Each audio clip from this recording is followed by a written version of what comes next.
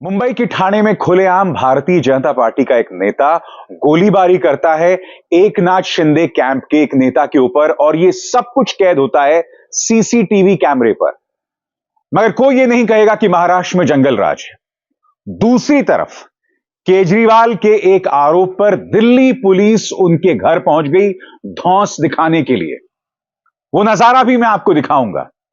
मगर आज जो सवाल अपने इस कार्यक्रम के जरिए मैं उठा रहा हूं कि इस लोकतंत्र को होता क्या जा रहा है, और मैं यह भी पूछना चाहता हूं कि हमने इससे पहले ढेरों गंभीर ऐसी मिसालें देखी हैं जहां पर पुलिस पूरी तरह से शांत रहती है, मगर केजरीवाल एक बयान दे देते हैं तो उनके घर में पुलिस इस तरह से पहुंच जाती है।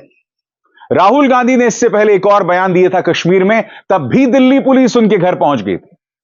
मगर सबसे पहले दोस्तों मैं बात करना चाहूंगा कि दिल्ली में क्या चल रहा है।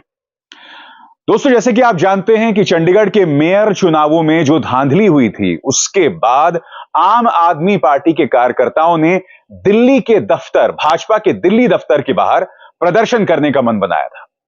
अप्रत्याशित तस्वीरें सामने उभर कर आई थी। कई आम आदमी पार्टी के नेताओं, पार्षदों को दिल्ली पुलिस ने घर में ही कैद कर लिया था। और यही नहीं, भाजपा के मुख्यालय के बाहर पूरी छावनी में उस इलाके को बदल दिया गया। दीन दयाल उपाध्याय मार्ग जो है छावनी में बदल दिया गया था।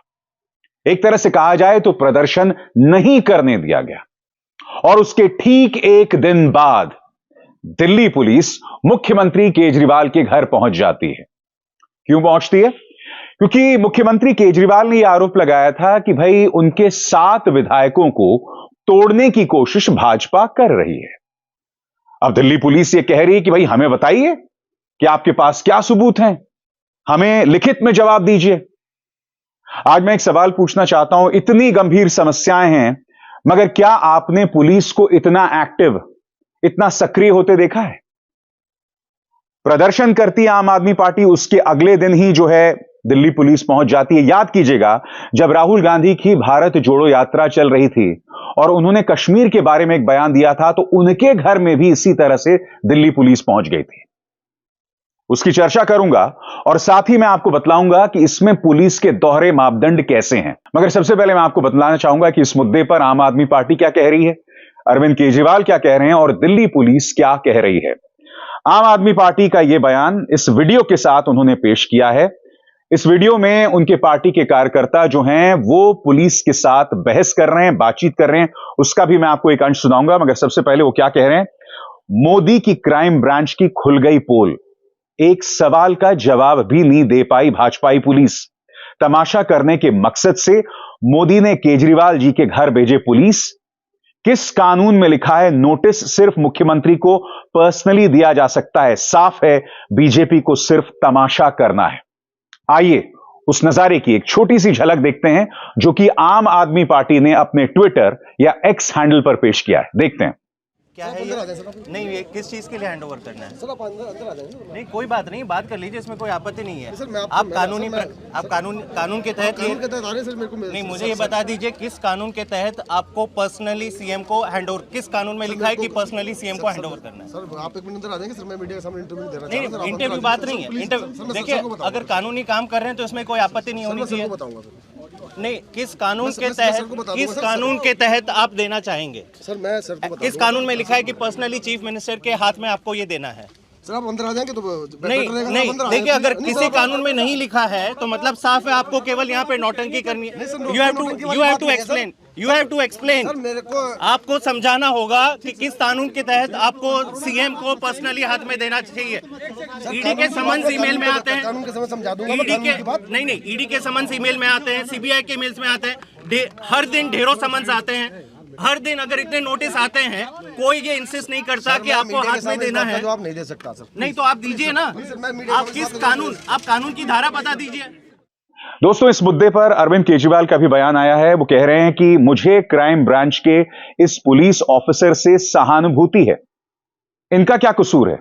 इनका काम है दिल्ली में क्राइम रोकना, मगर इनसे क्राइम रोकने की बजाय इस किस्म की नौटंकी करवाई जाती है।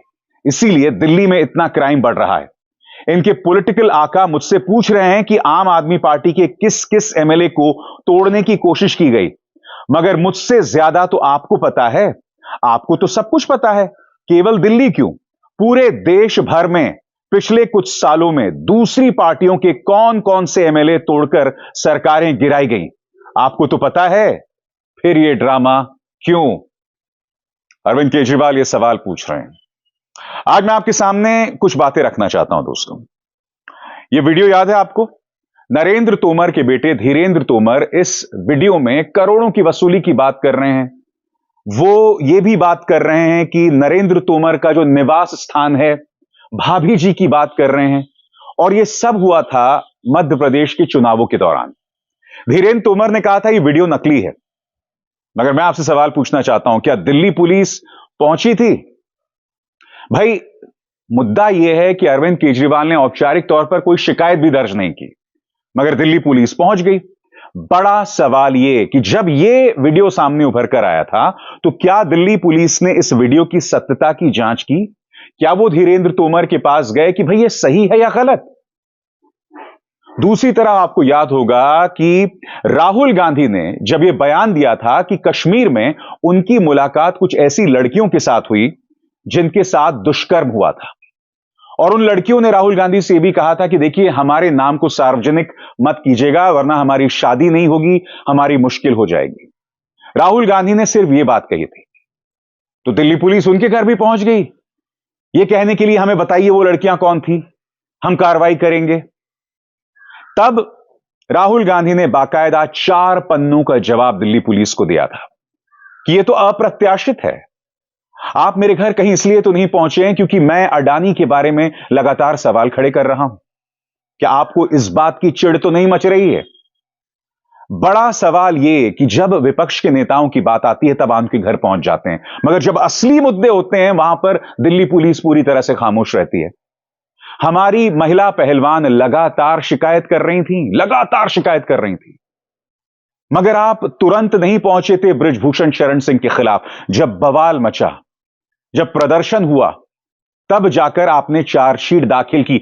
अब भी आपने सांसद बृजभूषण शरण सिंह को गिरफ्तार नहीं किया है, उल्टा सड़क पर आपने हमारी महिला पहलवानों को घसीटा था। यह कितनी शर्म की बात है।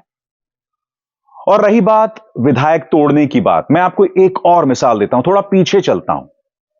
आपको याद होगा कि 5 साल पहले कमलनाथ की सरकार चुनकर आई थी मध्य प्रदेश में, और कुछ दिनों बाद याद कीजिएगा कि शिवराज सिंह चौहान का एक बयान आया था जब वो मुख्यमंत्री हुआ करते थे, और उन्होंने कहा था कि कमलनाथ की सरकार को तोड़ने का फरमान सीधे प्रधानमंत्री कार्यालय की तरफ से आया था। और क्या हम उनकी बात का अनसुना कर सकते थे? दोस्तों, आप भी जानते हैं कि जब वो सरकार टूटी थी तो प्रलोभन दिया गया था। ज्योतिरादित्य सिंधिया को न सिर्फ राज्यसभा की सीट दी गई थी बल्कि मंत्री भी बनाया गया था। क्या शिवराज सिंह चौहान से उस वक्त किसी पुलिस ने पूछताछ की थी?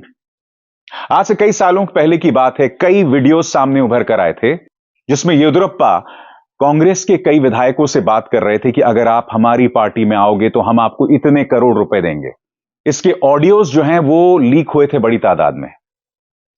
किस पुलिस ने उसकी जांच की थी बताइए ना। भाई, आज ये सवाल पूछा जाएगा, जब ये सब बवाल आप कर रहे हैं, जब आप अरविंद केजरीवाल के घर पहुंच जाते हैं, तो भाई ये भी तो सवाल पूछा जाएगा कि जब इतने बड़े मामले सामने उभर कर आते हैं तब आप क्या कार्रवाई करते हैं बताइए। जब भारतीय जनता पार्टी का कोई नेता दोषी होता है तब आप इतने सक्रिय होते हैं। साफ तौर पर समझ आ रहा है कि आपका मकसद सिर्फ विपक्ष के नेताओं को परेशान करना है। मैंने आपको बाकायदा पूरी फहरिस्त, पूरी लिस्ट दी उन बड़े बड़े गंभीर मामलों के जो अरविंद केजरीवाल और राहुल गांधी के आरोपों से भी ज्यादा गंभीर है। वहां पर दिल्ली पुलिस कुछ नहीं करती है, मगर कोई राजनीतिक बयान आता है तो तुरंत एक्टिव हो जाती है। यह अपने आप में बतला रहा है कि निहायत ही शर्मनाक है। मैं आपसे कई बार कहते रहता हूं, ये जो दिल्ली पुलिस जा रही है, ये जो ईडी ने दोबारा समन भेजा है, इसका मकसद सिर्फ एक है, जमीन तैयार की जा रही है दिल्ली के मुख्यमंत्री अरविंद केजरीवाल को गिरफ्तार करने की, और उसको लेकर उल्टी गिनती भी शुरू हो चुकी है। मगर मेरा यह कहना है कि पुलिस के काम के नाम पर यह सब नहीं करना चाहिए। यह ढोंग लग रहा है, यह दोहरे मापदंड है, यह किस्म का ढकोसला है। आपको असली मुद्दों पर फोकस रहना चाहिए, सही क्राइम्स को सॉल्व करना चाहिए। यह सब करना अपने आप में बहुत अजीबोगरीब बात है। और जब भाजपा के नेताओं की बात आती है तब यह पुलिस खामोश हो जाती है। और अब मैं आपको बतलाने वाला हूं दोस्तों, महाराष्ट्र में क्या हुआ। देवेंद्र फडणवीस के एक करीबी विधायक ने उल्हासनगर पुलिस स्टेशन में, मुंबई के ठाणे के उल्हासनगर पुलिस स्टेशन में खुलेआम गोलीबारी की। सबसे पहले मैं आपको बतलाना चाहूंगा कि भाजपा के जो एमएलए हैं गणपत गायकवाड़, वो खुलेआम शिवसेना के नेता यानी कि एकनाथ शिंदे फैक्शन के नेता महेश गायकवाड़ पर गोलीबारी कर रहे हैं। 5 गोलियां चलाई हैं। इस वक्त महेश गायकवाड़ और एक और भाजपा नेता अस्पताल में है। महेश गायकवाड़ की स्थिति गंभीर बताई जा रही है। मैं आपको यह भी बता दूं कि गणपत गायकवाड़ को गिरफ्तार कर लिया गया है, मगर वो नजारा देखिए, निहायत ही शॉकिंग है। किसी भी प्राइम टाइम मीडिया में इसकी चर्चा नहीं हो रही है। मैं दावे के साथ कह सकता हूं, कोई भी जंगल राज की बात नहीं कर रहा। देखिए वो नजारा क्या था।